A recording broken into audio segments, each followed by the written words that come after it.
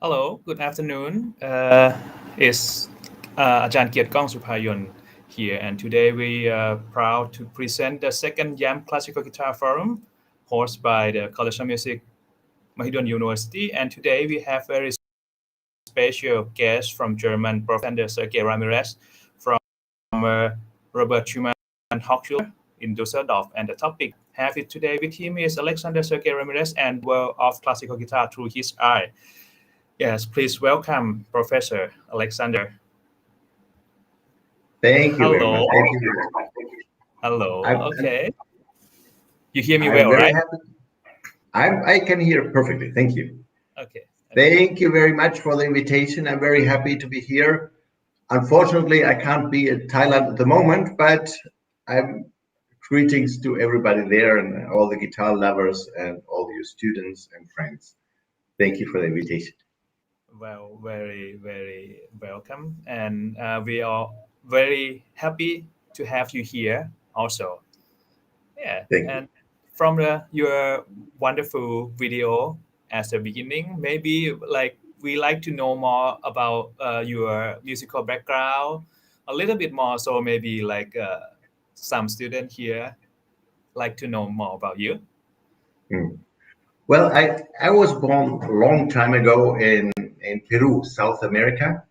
And I come from a very musical or artistic family, so that means that already my grandfather was a musicologist and violinist, and my grandmother was dancer. And from my mother's side and my father's side, also they played even guitar, was singing. My father is a very famous painter from Peru, Antonio Maro, and my mother also studied piano. My father was, beside of being painter, he also studied piano. All my brothers played piano and studied playing piano even, and also violin. I myself started with another instrument, with a violoncello. I was the only in the family who didn't practice or never played piano. I was studying cello when I started. I started when I was 6 or 7 years old, and my parents always hoped that I will become a famous cellist, but completely failed. When I was 16 or 17, very late, I I heard a recording by Andres Segovia playing Bach, and already this kept me so much and really like big stroke in my heart, because I fell completely in love with this sound of the guitar and of playing of Andres Segovia. So I decided I have to learn guitar, and I got a guitar very cheap and practiced so by myself without any teacher. I was listening to the recordings and copied everything. And even when I was going to school, I took my guitar always and made some extra lessons. During lessons, I went off to the toilet and spent there 1 hour practicing guitar, and nobody noticed because I was very calm. No, I didn't talk too much. I was always in the back row of the classroom. So, but nobody noticed when I was there or when I was not there, and I was happy doing my exercises in the toilet or wherever. And so I came back, and it was fine. I had a lot of time practicing during school time. So I hope your students don't listen too much at the moment, don't copy. And so I was practicing, and then I went to Düsseldorf actually to play in front of the professor, which was a very famous professor, Marita Kersting. And she was the teacher of many other professors in Germany. So she had a very good reputation. She was very strict, but I had no idea how do I play or whatever level I was. No, I was playing some pieces like the Bach fugue or the Asturias or some Villalobos studies or whatever, but I never had a lesson. I really didn't know if I'm good or not. The only thing I knew, I want to play guitar. That was everything, no? and when I finished in school, I went to her, and actually she liked it very much, and I was really, it was, wow, amazing, and so I entered the music school and and to study guitar after 2 or 3 years, and I played there also with the cheapest guitar I had, because my parents gave me a guitar. Where, okay, let's give him a guitar, and it was very cheap, about 100 euro. And I was playing. My father, as a painter, he painted the guitar even more, so it was really with the value painting of my father. And there went to the teacher. She was a little bit shocked, and somebody playing with a painted guitar and without teacher, and so. But actually, she liked it. So I could study there, and then I spent several years there. And then another thing is, I went to a concert by a colleague, which he was a Spanish student, and I went there to the concert. I was fascinated because it was completely playing different style when we were used to Germany, very romantic and very beautiful sound. And so I asked him, where did he study? And he said, in Spain, with a student of Andres Segovia, and in Alcoy, it was close to Alicante. And so also went to study there with Jose Luis Gonzalez in a little village in Spain, very romantic and beautiful city in the mountains. And I learned more or less the style of Andres Segovia playing there. It was very fascinating.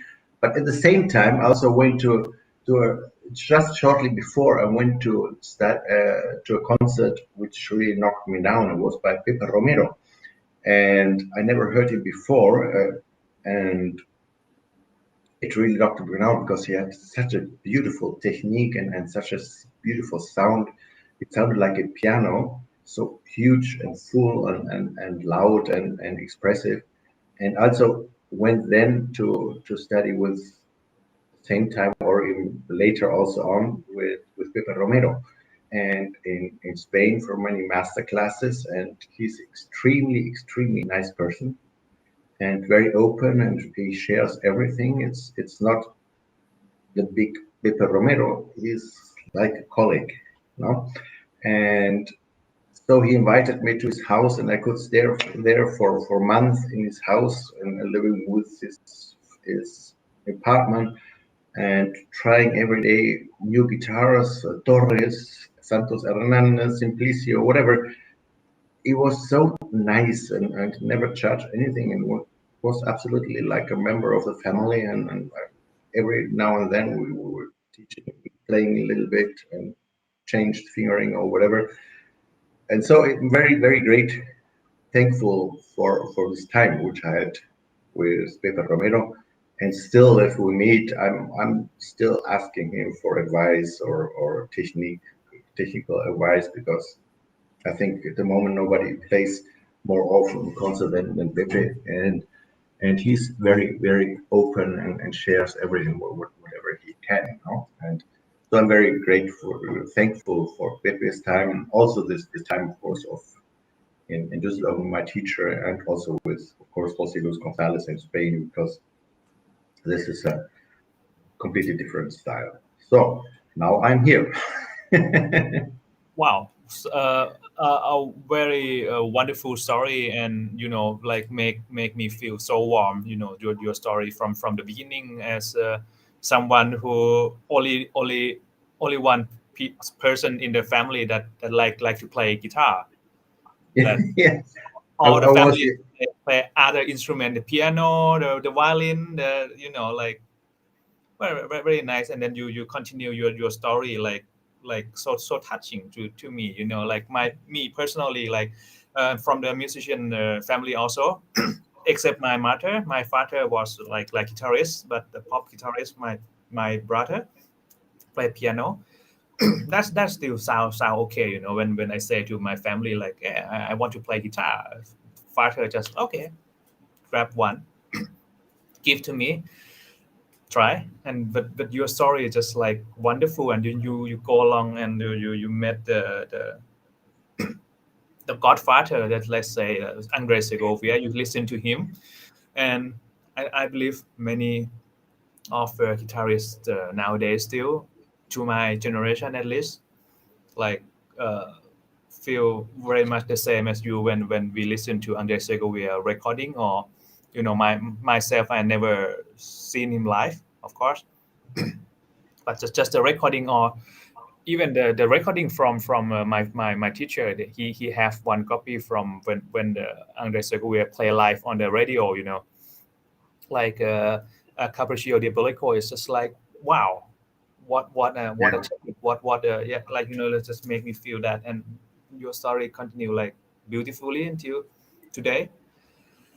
Very, very warm, very warm. No, I heard Segovia 3 or 4 times in concert, and it was really, it's like it was like on the recording, and especially in the big halls, and the special sound was the piano, what he was playing, not the forte sound, but the piano, which really you could hear. Of course, being student, I had only money for the cheapest ticket, who was far away, and but there the interesting thing was that you still could hear the pianissimo of the sound, and nobody was even. You had the impression that nobody in the audience even breathes. It didn't move, they didn't breathe, and you were sitting there, and but you could hear everything. It was really fascinating. Agree with that. And just after that's a wonderful story. Maybe I just like to continue some question about as a performer, as a performing art. And if you're gonna pick only one most favorite work that you have done, which one you gonna share to us, and why? It's different. You asked me before if what recording or what piece or what concert. It's of course difficult because every recording is like a baby, and you have to choose now one of your favorite sounds is difficult, and but probably it is of course the Barrios recording, because I love Barrios recording very very very much, and probably very successful with the Deutsche Grammophon recording. It was really something very special. And of course, the latest, which I was doing with my wife together with the forte piano, and we played with historic instruments and historic forte piano and historic guitar, and we played these wonderful pieces by Hummel or Giuliani or Carulli.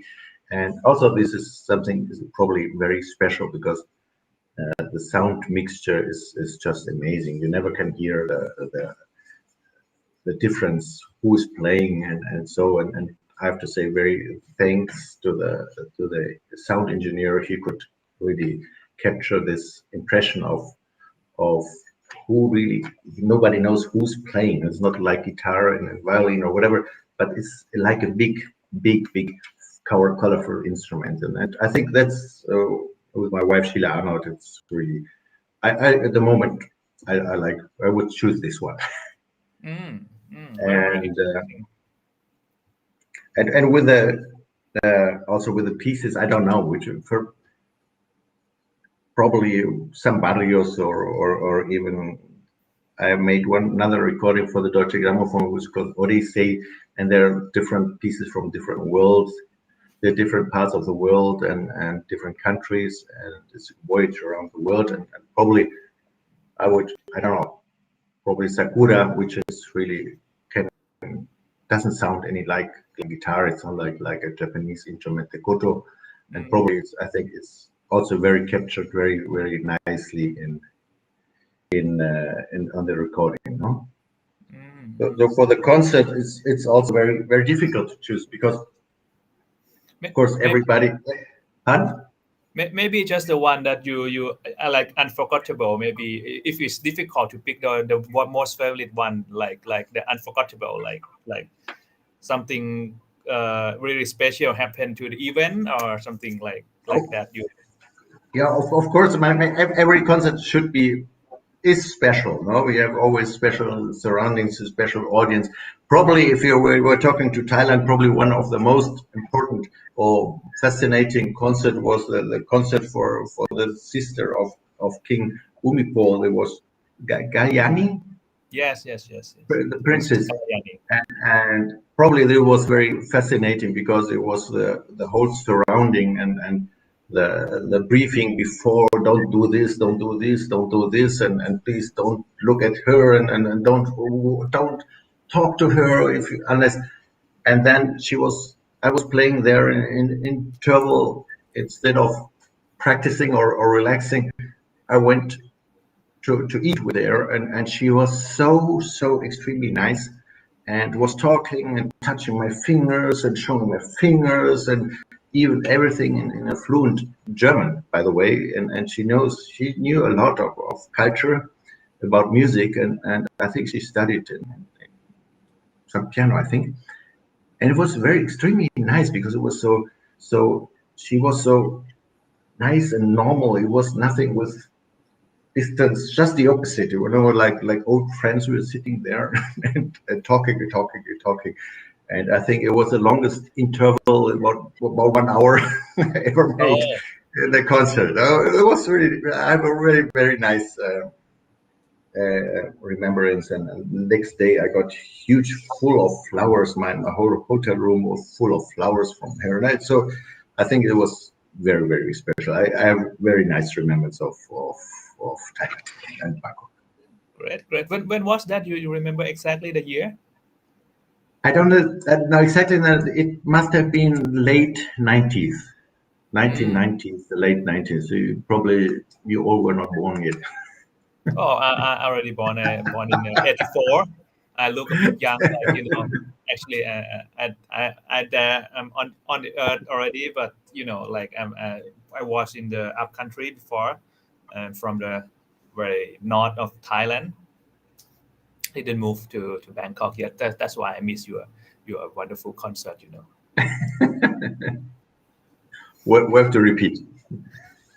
Yeah. Yeah. Maybe you can repeat it next year if you have like chance, everything allow. Okay, and just like you, after your wonderful story, wonderful experience, maybe like a little bit more in your personal, like how who is the most favorite musician for you, and to share, like if he or she influence on your playing or on your knowledge, or like something like that, and how you learn from them, if it even like someone you never met before, or you just know by concert, something like that. I could spend now hours and hours, but probably at the moment which I'm listening to very much and always used to listen to very much is an instrumentalist who plays an instrument which is not actually not my favorite instrument, but it's the clarinet, and the player is Jora Feitman. Jora Feitman is klezmer player. He's a classical, but also plays a lot of klezmer, Jewish music, and he's so fascinating because with his instrument, he can tell stories. He's talking with the instrument. He's crying or laughing with the instrument, and it is really so interesting how he can treat an instrument which is not my favorite instrument, but in a way that always sounds different, and you can listen to it like somebody speaking or telling a story. And that's for me a very, very, very big instrument influence for also for me for as a guitar player, because uh, whatever you do on the guitar is or any instrument, that should it be. It should not be okay. I will play now perfect one piece by Soro, by piece by Giuliani. It's not interesting, no. But if you try to tell a story with the instrument and or imagine, make people imagine something, that's should be our goal, no. So that's the reason why, for me, Jora Feitman is one of the biggest influences for me as a musician. Mm. one of our colleagues just messaged in the YouTube live, like he came to Thailand about 1998. Yeah, yes. One Oh, they have people remember you when you was here. Have people recognize you and remember the year that you were here. thank you, thank you. 1998. Nice, nice. Okay, Make it again, 2022. yeah. Make it Whatever again. you are. Yeah. Okay. Okay. And uh, after that, maybe like share about your experience of as when you play the concert. Like live performance. How you like personally prepare yourself. I mean, like different one have a different different way of preparing. Like me myself, I just 2-3 days before the concert, I just stop playing, and the day of the concert, I start practicing again, something like that, and to make make the mental health a little bit less stress, and the muscle of the left hand, right hand a little bit relaxed. And what about you? How you prepare for your live performance when Of you course, it starts very early now. If you're really ready with pieces, I always tend to have old pieces and probably one or two new pieces. It's very difficult to start the whole program with all new pieces or so. I always have old pieces and then probably with one, two, three new pieces. Um, for me, very important also with my students is to practice performing. That's mean that I really do in front of my family, which is the most difficult audience, my daughter and my wife, because they know, of course, every note backwards and forwards. But we really do a date, tomorrow at 8 o'clock I'm playing, and and it's like a concert. And then it's very difficult. And my daughter always, when she was 5 or 6 years old, and Papa, you made a mistake in this piece. Papa, you made a mistake there, and then, Papa, you they, made a mistake there. they So it's criticizing very you, eh? the very honest and very critic, very good critic. And my wife also, of course, also. So if I survive this private concerts, I already feel well prepared to play in front of wherever, because it's then they're more gentle to me, and then they don't criticize too much, or it's too late. And so this is something which I need really to do. I don't go on stage without having played in front of my wife or my daughter. This is no go, no, because then I really feel stressed. And then now, then it's much better. A few days before, of course, then also I need to the imagination of playing, how I play the left hand, how I play the right hand, without practicing on the guitar. It's just I can go for a walk and imagine the pieces in looking at my left hand without the guitar. It's just in my mind, and also the fingerings, and so it's the mental preparation of the pieces. No, it's not with the guitar. I think we tend to practice too much on the guitar. We should probably get more mental practice to imagine, okay, now I'm doing this and play this, and I want to imagine this sound, I want to get this sound, and this speed and this movement, and it helps a lot. And this is also which I have to do during practice. And then I'm shortly before the concert, I repeat it, and then a little concert in front of my family, and then it's most time that's it. Of course, then 1 or 2 days before, trying to get rid of everything work you have to do as a normal person. Because this is the most difficult part, because life goes on, goes on, goes on. You have to teach, this person is calling, and you have to do this, and that's difficult. And then, of course, sometimes you're lucky when you're on stage. You say, okay, no phone, no work, no computer. I can just play guitar, and I can focus on the guitar. Sometimes it's like that, It's not like you can practice. Your life is going around the concert. Sometimes it's just the opposite, unfortunately. That's a great suggestion to the all of the younger age and guitarists nowadays. Like sometimes have time for yourself, for your mind to imagine about how you play without even without guitar. I believe many musicians like do that way to just really check like you remember everything. You remember what you're going to do, what you plan to do in the performance, what you have really missed. Like sometimes you think about the piece and then what's next, what is happening here actually, and I'm not so sure. Then you can go check. Like very. It is like a Formula One driver. I compare it often with Formula One driver. He has to know exactly when he goes 300, now the left turn and the right turn and then left turn again. He has to imagine before the way he's going again. He cannot go left and then suddenly, oh God, there's the right turn again. And now, of course, he makes an accident. So he has to go in his mind walking the way, knowing everything exactly, and then you feel fine. It's fine, no? And also performance is not. Of course, if you're starting performing, every concert is so important for you, and if you miss the first two concerts, of course you have a bad feeling. But if you have made many concerts, then it is okay.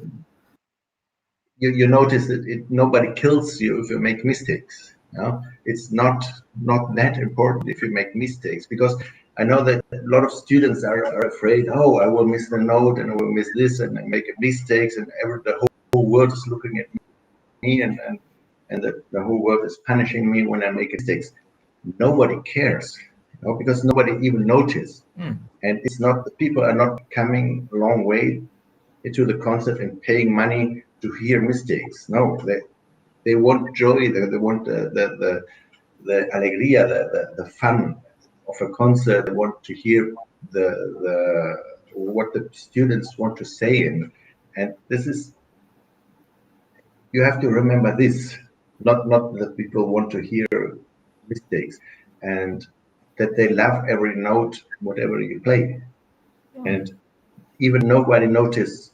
I know that a lot of people, if they only feel not sure, they have the feeling of making a mistake, but it's not that. If you really, everybody notices the mistake, it's a really big mistake, but who cares? I heard a lot of Pepe Romero, David Russell, Barrueco.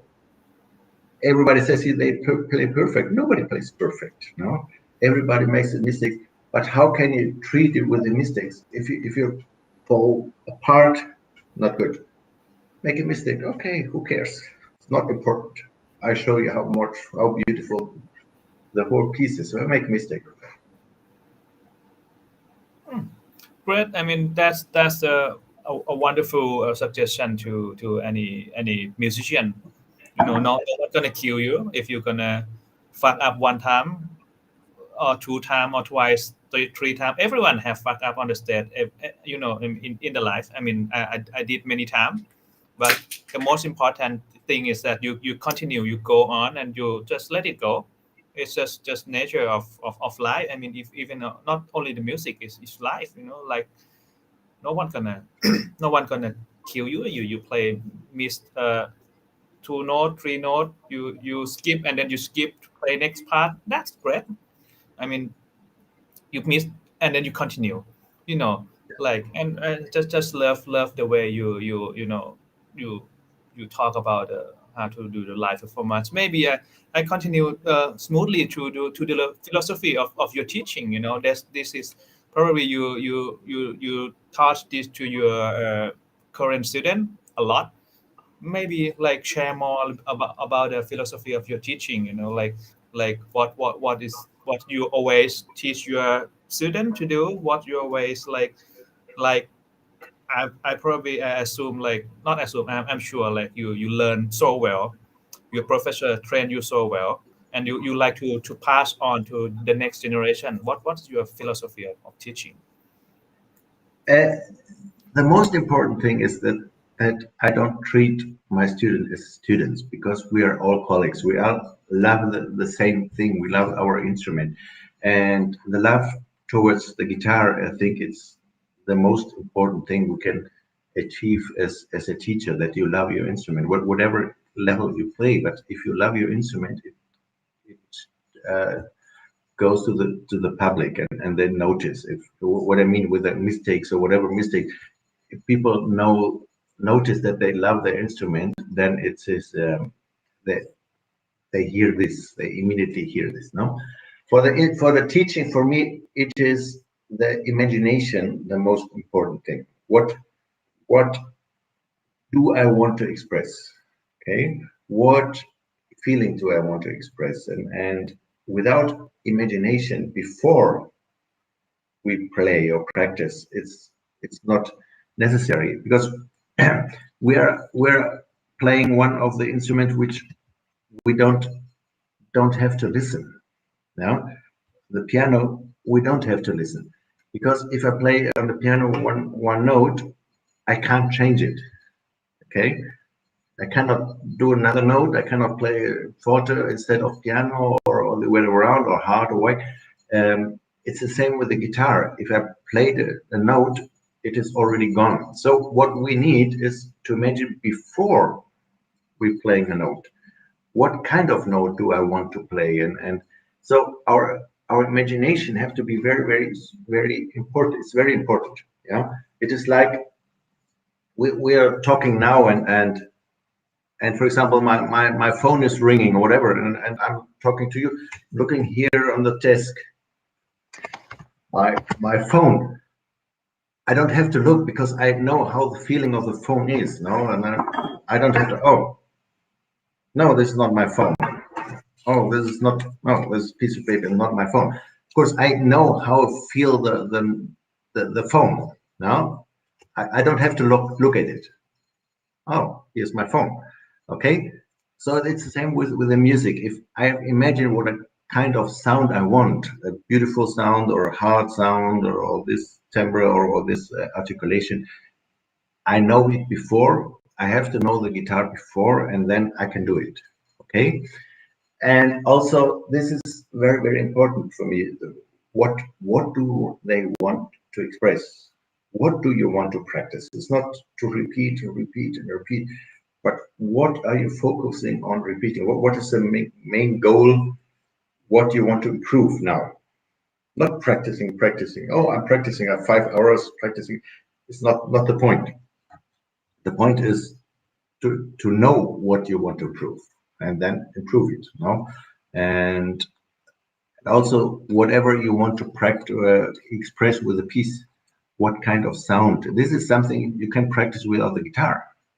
That's the advantage. No, you can go walking, you can go by the bus, or you can go by the car, and imagine, what do I want to express, and you can save a lot of practicing time and fingernails or whatever, doing this without the guitar. And then the guitar, of course, you have to know guitar playing. No, and but this is probably for me, it's one of the most important things in teaching. It took a long time, because of course when I was young, I was also practicing hours and hours and hours and hours, and then my wife came and said, what are you practicing? And I have to repeat it. Why? What is your goal? And I said, well, I have to repeat it. So like students very often do, but then I started to think, yeah, she's right. What do I want to improve this time? And so it is much more focused, the practicing and the teaching, than before. Okay, and you save a lot of time, because at the end, as student, you have a lot of time, but later, when you're in normal life, you have no time anymore. You have to really focus on practicing your piece in a couple of days or a couple of weeks, and you have not time for 1 year or so. No? Also very important for me is to know that it sounds strange, but that you play guitar, and not a lot of people I hear that they want to imitate the piano. They want to play like pianist, very clean, very, very. but it's, for me, it's not the guitar. It's the guitar had its own advantages, and like the vibrato, the colors, different type of articulation, the glissando, whatever. That's our thing with the guitar that has no piano, you know. And the pianists themselves, they want to imitate singers or orchestras, but many guitarists want to imitate piano. So it's not very useful. But we can imagine try to imitate immediately the singing and the orchestra without going around the piano, no? And so for me, so the vibrato, for example, is extremely important, or the colors of the guitar extremely important. The glissando, which if you listen to other instruments, also to very important other to learn techniques of different instruments. For me, it was very important. I was playing for about 10 years the violoncello for the vibrato, the glissando, or the producing of the sound. I learned a lot by playing cello, and so I tell my students, just listen to instruments, to other instruments, learn the basic techniques of the trumpet or the violin or violoncello, just to have a better imagination. What do you want to express, right? And if you learn this, and for me, it's very important, as I said, the use of vibrato. How will you use the vibrato? Not stiff or whatever, but really like a cellist, you know, or like a violinist. The colors of the instrument, like the orchestra, and the glissandi. If you listen to violinists, they always, or singers, they always use glissandi. You know, it's normal. Although the distance of the interval, you have a small interval or have a large interval, you need more time. You can easily go with the guitar on one to the other string, but it's very mechanic. But if you really sing it, you need much more time for the interval of an octave than only one to the other tests. And so if you imagine this, it's very different. The singing quality of the guitar, it's what I love about the clarinetist Joda Feitman. For me, is so important. Okay, just like you suggest, like from your point of view as a teacher, like number one is like imagination, right? Two, maybe set a goal, what you like to practice, what you like to do for this time, what you like to develop for this today practicing, like two section, two hour each, what you like to approach, what you like to do, what you like to be done today. And the last thing maybe like let's I don't know, I call it wrong or not, but it's like a guitaristic of guitar character, make the most out of it, something like that. Or you like to correct some a short word like in conclusion. To show the beauty of the guitar, to the advantages of the guitar, which other instruments have not. It's like Charles Darwin, you know, Darwin, the animal which has more power or is more better equipped for the world will survive. But if we want to fight or like the level like a piano is better, so they will win. You know? I know Okay. it from my family. So we have our weapons, and why don't we use the weapons? Yeah. Technically, that is also very, very important for me. If you look at the music scores or whatever, you see a lot of fingerings of the left hand. But for me, very important, the right hand, because the right hand makes the dynamic, the colors, and the fluence of the music. For me, the fingering of the right hand extremely important. So I have probably more right hand fingerings than left hand fingerings, because the fluent articulation, the colors, and what the tone color, not all this, comes from the right hand. So if you Yeah. play fluently right hand, then it's wonderful. So very often I let my students play parts of the pieces only by right hand. Sounds with open strings, no? Ta ta ta ta ta dum, bum bum bum. And so they have the feeling right hand, not only left hand. It's also guitar is always left hand. If you look looking left hand and fingering left hand, but I think right hand it is a secret. Huh? Yeah. Agree very much because, like, I also teach some small kid, and then small kids just most of the time they don't care the right hand. It's just whatever what finger ever is not in use, they just use that one, and the next time is different, and the third time is Yeah, also a different fingering. exactly. Yeah. That's And actually the right hand is the hand that makes a sound, like Yes. Yes. Yes. 95%. Yeah, Yes. great. Yes. And I just really love your idea of focusing on the right hand. And But we and by the I way, have it was.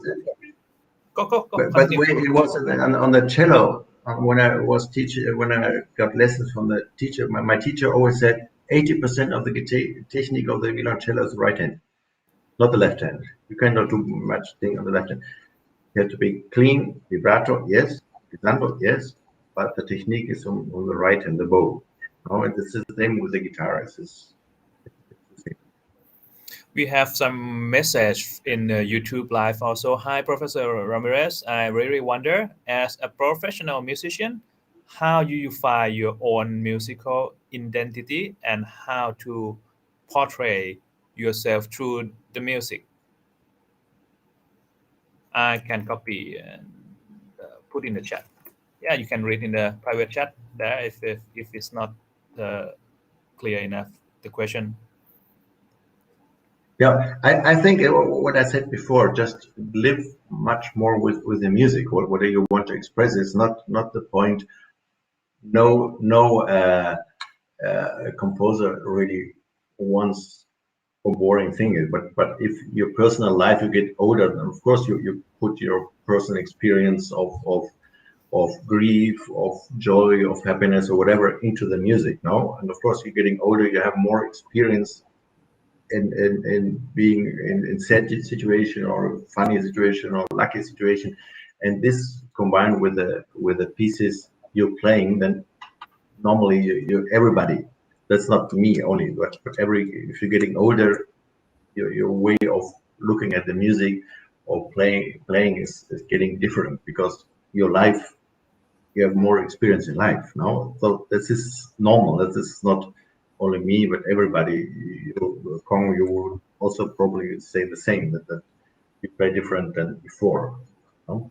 And so, of course, your identity of comes together, no?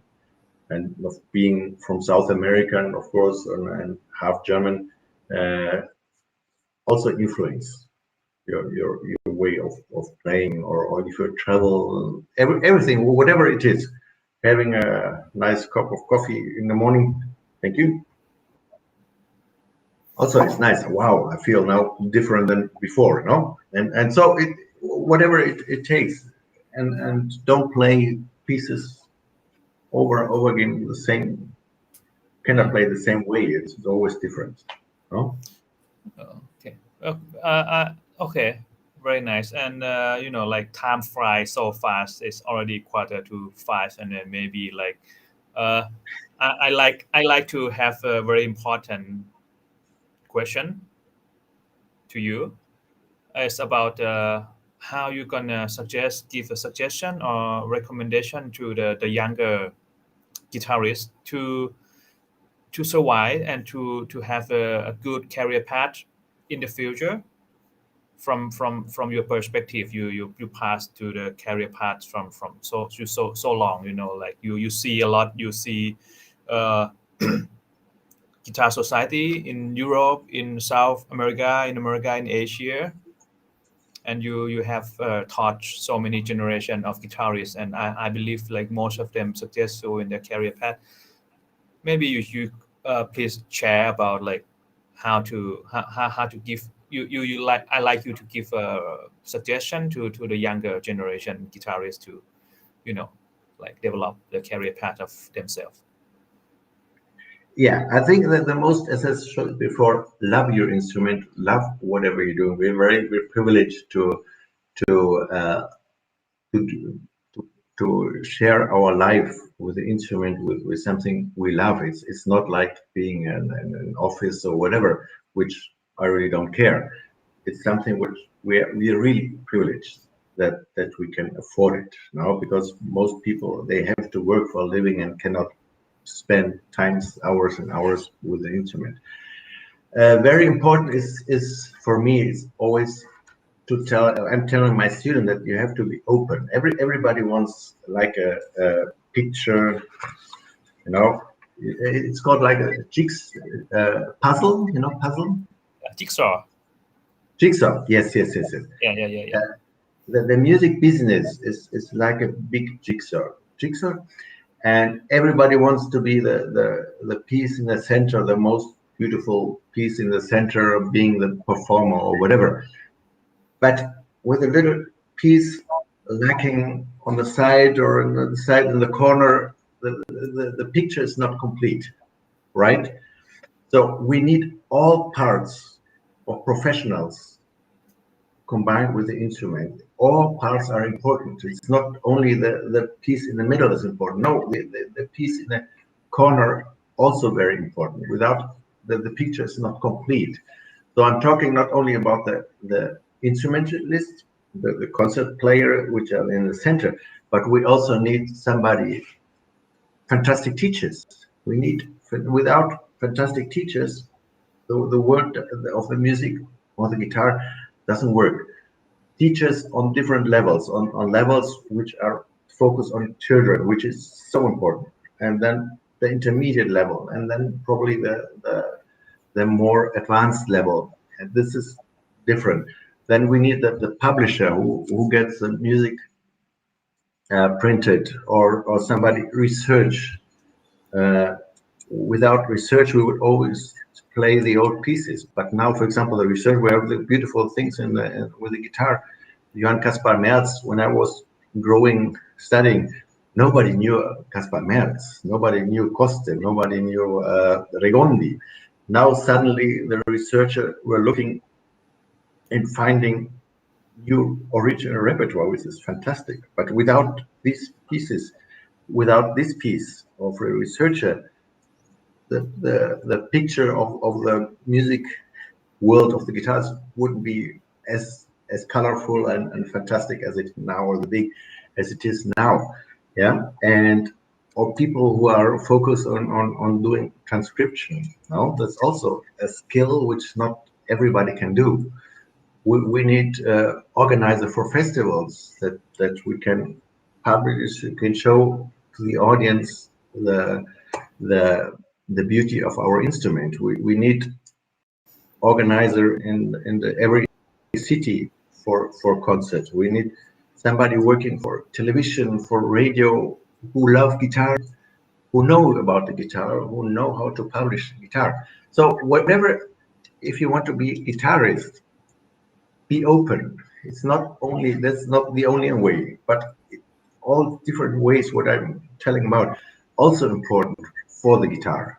Yeah, I remember that a lot of people like Matania or Fey, for example, very important for the instrument, or the Vidal, Robert Vidal in Paris in the 80s or 90s, who organized the big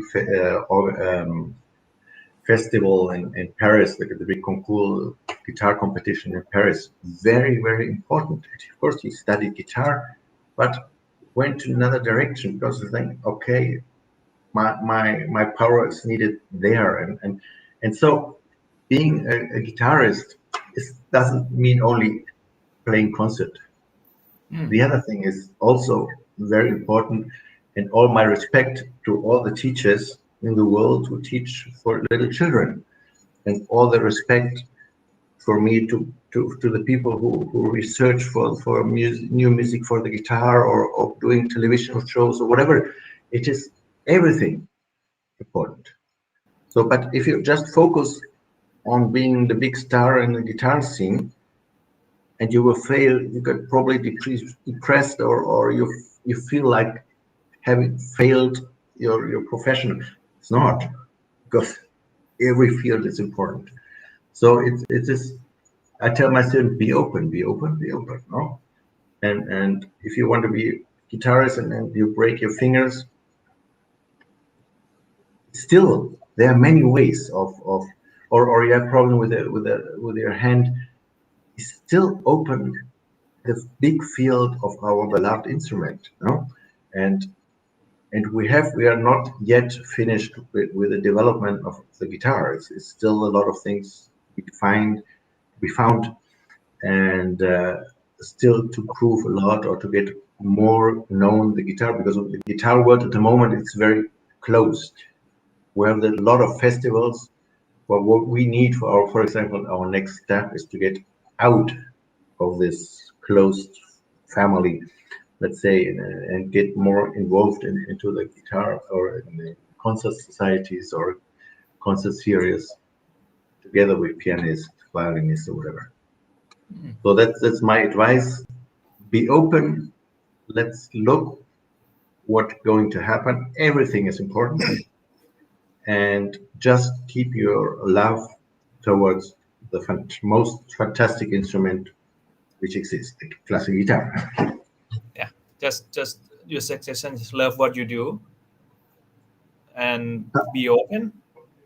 Love what you do, right? And be open. Like for example, we love guitar so much. I also touch that way also. If you love in love to someone, not someone, something that you like to do it, even like just you wake up from the morning, you like to do it. You like to do it whole day. Tomorrow you still want to do it. Next week you still want to do it, and you always like really love to do it. That's gonna make your career after that in one way, and it just connect to your open mind. Be open. The music, the business world of the music is not only performer. Is Yeah, the organizer, is the technician, the someone who organize a concert, teacher. someone who behind you, someone who make a recording, someone who make the marketing for you, and someone who like organize something. That's all connect to each other. Even like a publisher, Yeah, editor. That's all in the same, as we call like that's your career path that you can grow through the being a musician. Wonderful. yeah. No, what are you doing here exactly with the festival here in Thailand with Pancito and Kong? It's wonderful, perfect. That's the way you establish a new academy and your guitar department. Perfect, wonderful. No? That's what we need. And you're very successful. That whatever you go, there are always guitarists from Thailand. It's really, really amazing what's happening in Thailand. If you go and hear a lot of Eka Chai, for example, or Chinawat or Pancito. It's fantastic. No, you keep on working. I think Thailand can be a center of the classic guitar in Asia. No, bravo. We try. Okay. And one question. How do you help students maintain enhancement or an inspiration during the course of their study? I copy for you. I copy the message for you.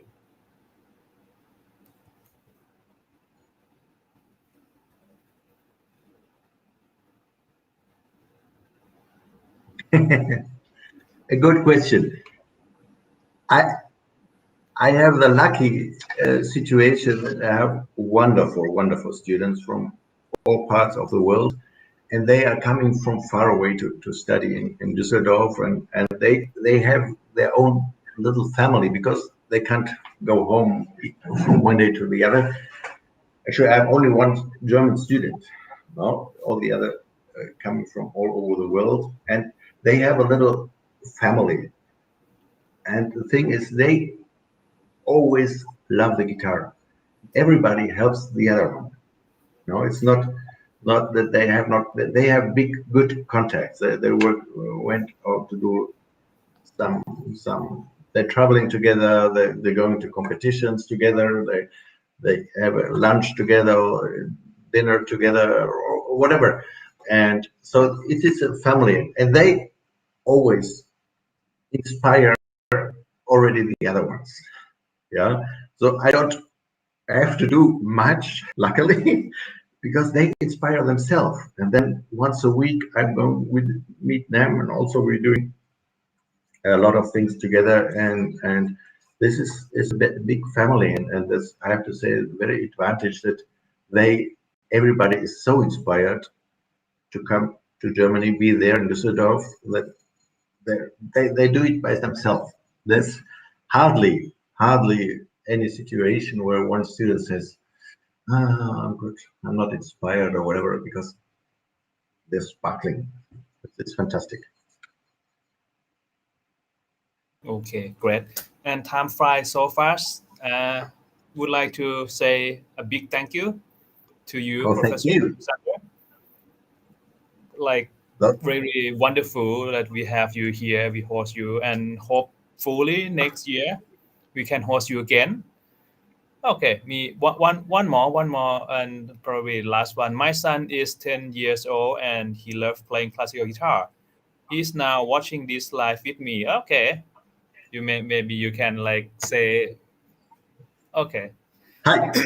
keep practicing, 10 years old boy. I hope keep, keep keep practicing. practicing. Learn German. You come to Germany then. Okay, cool. And before Okay. we leave, sorry, go on. But I just want to say thank you for the opportunity to be here, and of course to my ex-student Pancito. It's called Jetjumnong.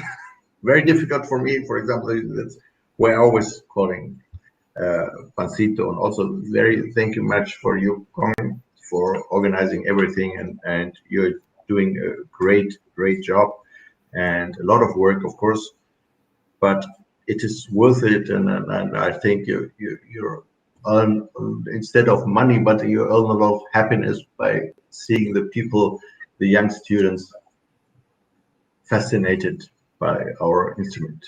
Well, thank you for your effort there, both and the guitar department and at your university. Thank you. Yes, very warm message. And today we still have one more event at 6 o'clock Thailand time, the faculty concert in the same place. I mean, in YouTube, we make of course virtual. We make recording. We're gonna premiere in 1 hour. And today I like to say thank you to our lovely sponsor. The first one I'm gonna say in Thai now because this is our sponsor from Thailand, you know ขอบคุณนะครับสปอนเซอร์ที่น่ารัก ทุกท่านนะครับแรกนะครับนายแพทย์อธินนท์จันทระโอภากรนะครับขอบคุณมากครับแล้วก็สปอนเซอร์เจ้าถัดไปนะครับไทยกีตาร์เมเกอร์นะครับชมรมช่างทำกีตาร์ไทยแล้วก็วิเศษนัทเคสนะครับขอบคุณมากนะครับสำหรับสปอนเซอร์ในการจัดงานครั้งนี้นะครับ so time to say goodbye but you know hope next time we host you again thank you very much ขอบคุณมากครับ Bye bye. bye Bye. bye bye